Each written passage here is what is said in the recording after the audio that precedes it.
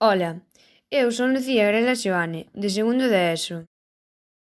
E hoxe vouvos a falar dun libro chamado As fronteiras do medo.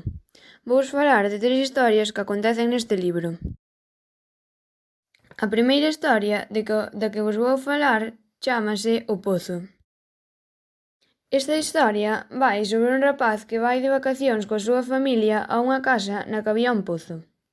O que lle chamou a atención do pozo é que estaba moi ben tapado. Isto era porque alí caera unha nena, e non puideran encontrar o seu cadávere. Alí van acontecer cousas e non vai saber distinguir se son verdade ou mentira. A segunda historia da que vos vou falar chámase O enigma do Menhir. Esta historia vai sobre unha rapaza que vai cun amigo ao monte dar un paseo.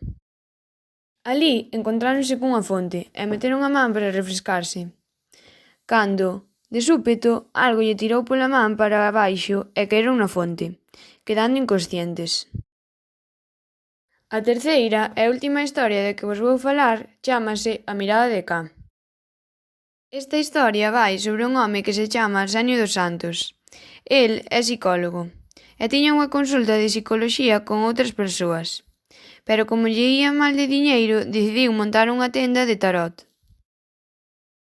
Un amigo del regaloulle unha calaveira humana para decorar a súa tenda. Esa calaveira vaille traer moitos problemas. O autor deste libro é Agustín Fernández Paz.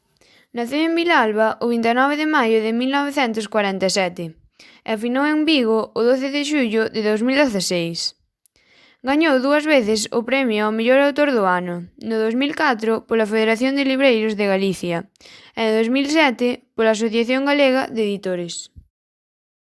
Algúns dos seus libros son As flores radioactivas, 13 anos de branca, Aire negro, Non hai noite tan longa, O rastro que deixamos ou Corredores de sombra, ademais das fronteiras do medo. O meu persoaxe favorito escollo da historia A mirada de Can. E para min é Arsenio dos Santos, xa que aínda que lle tiña moito medo á calaveira, non se desfixo dela para que non lle afectara a ninguén. Na miña opinión, este libro gustoume moito, xa que me pareceu fácil de ler e que ten unhas historias moi interesantes. Sen dúbida, recomendo volo ler. Un saúdo e chao!